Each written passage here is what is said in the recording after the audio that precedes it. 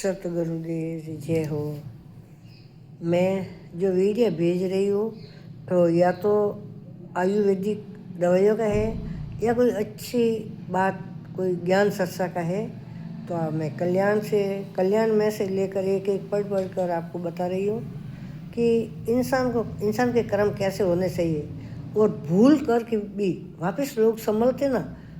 तो आज इस कहानी में देखिए आप, एक राजा था।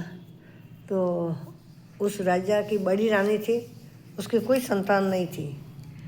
तो उसने बोला कि पतिदेव, मैं हरिद्वार जाना चाहती हूँ, वहाँ कुछ धर्म पुण्य करके आऊँगी धर्म स्थल पर। तो वो गई।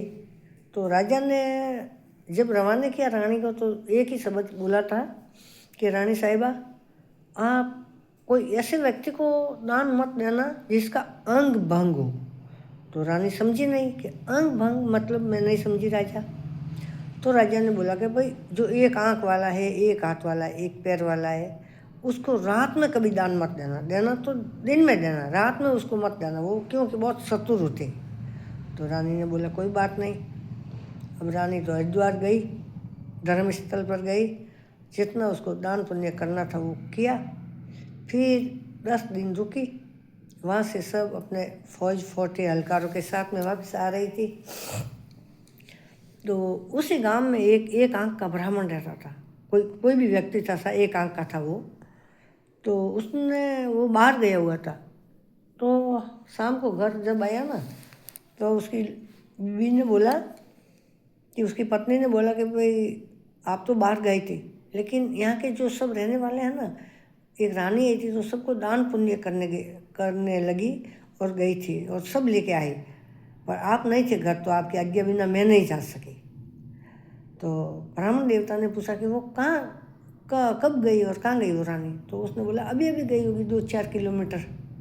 तो जो व्यक्ति था दान लेने वाला, वो पीछे गया। तो रात पड़ गई थी और बाहर से आवाज़ बोला कि भाई वो टेंट लगाए थे, तो उसमें रानी सोई हुई थी। तो बाहर से किसी ने बोला कि रानी साहिबा कोई दान लेने आया है। तो उसको बोलना कि भाई बैठ जाओ, सुबह देंगे, अब तो रात हो गई है। अब जैसे सुबह आया आगे, तो मना तो नहीं कर सकती, लेकिन वो एक आंख का था। तो उसने बोला कि साहिबा, और रानी ने बोला कि अब तो मेरे पास कुछ बचा नहीं है, ये हाथ तू ले ले गले का। तो उसने बोला मैं तो हाथ तो नहीं लूँगी रानी साहिबा, आपका हाथ लूँगी। तो रानी साहिबा ने बोला भाई हाथ तो मैं नहीं ले सकती, हाथ तो जो मेरे पति को दिया हुआ मैंने फेरों में। तो बोला कि भाई चल घर चल। वो घर आया, रानी साहिबा को रीति रिवाज से स्वागत किया और लिया रावला के अंदर। फिर राजा ने पूछा कि रानी साहिबा आपका सफ़र कैसा रहा। तो राजा, सफ़र तो बहुत ही अच्छा रहा, लेकिन एक दुख साथ में आ गया है। तो ब्राह्मण देवता की बात बता दी। अब वो तो राजा था, उसी समय उसने सब लाया। ये बात थोड़ी लंबी है, लेकिन ज़रूर सुनना, बहुत ही अच्छी है। सब 199 रानियाँ थी, उनकी 99 रानियाँ थी, 100 में एक ही कम थी। तो सबों को एक जैसे सूट सिलवाए और सबों को एक लाइन में खड़ा किया और बोला कि अब ब्राह्मण देवता जो उस रानी को पहचानते हो तो पकड़ लो उसका हाथ पकड़ लो। तो ब्राह्मण देवता ने बोला नहीं, मुझे तो ये सारी 99 रानियाँ चाहिए, 99। तो अब क्या करता राजा बोला कि भाई कोई बात नहीं, पहले तो सत्यवादी लोग थे। तो राजा छोड़ के चला गया और बोला मेरी प्रजा का ध्यान रखना और इस रानियों का भी ध्यान रखना और अच्छे से रहना, जो पराया है तो पराया बन के रहना। राजा तो गया, लेकिन राजा के गुरु थे जंगल में, उसने एक फल दिया। फल बहुत ही अच्छा था, अमर फल। तो राजा ने सोचा मैं खाकर क्या करूँ, मैं इस ब्राह्मण देवता को दे दूँ, ये बुढ़ा हो गया है तो ये फल खाने से जवान हो जाएगा, फिर कभी बुढ़ा नहीं होगा, तो प्रजा की अच्छे से देखभाल करेगा। तो ब्राह्मण देवता के पास गया तो ब्राह्मण देवता तो गुस्सा हो गए कि आप राजा वापस क्यों आए।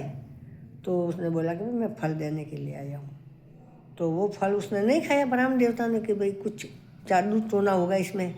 तो उनके 2 पति पत्नी उनके सेवा में थे, उनको दे दिया। तो उसने खा लिया, दोनों ने मिलकर खाया आधा आधा घर जाकर। तो सुबह 12-12 वर्ष के हो गए। अब अकेला खाता तो वो तो जवान होता, लेकिन दोनों ने खाई तो 12-12 वर्ष के हो गए। सुबह गया तो बोला कि वो तो बुढ़ा बुढ़ी थे। उसने बोला आपने फल दिया था, फल की वजह से हम हुए।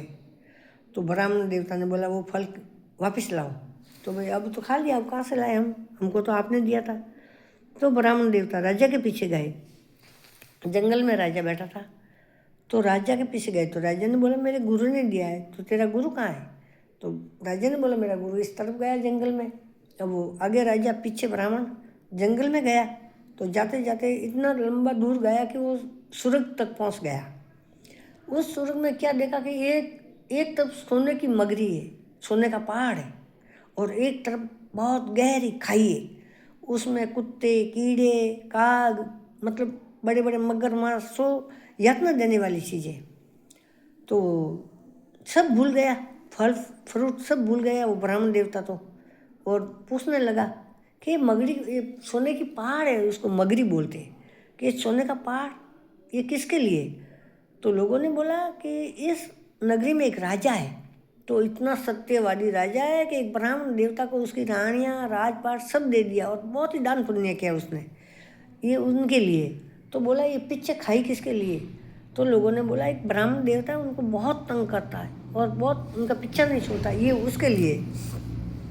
तो ब्राह्मण देवता तो घबरीच गए और संभल गए, जल्दी, बहुत जल्दी संभल गए कि वो राजा, न तो आपकी रानियाँ चाहिए हमें, और न हमका आपका राजपाट चाहिए, हम तो हमारे घर जाते हैं।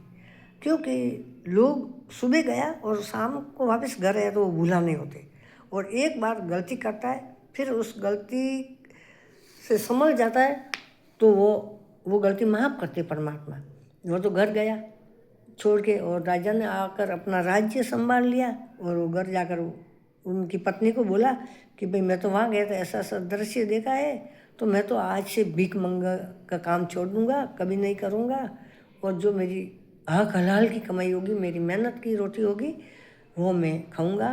तो ये तो दुनिया कर्मा चंदड़ा खेत है, जो आप बोओगे वही मिलेंगे।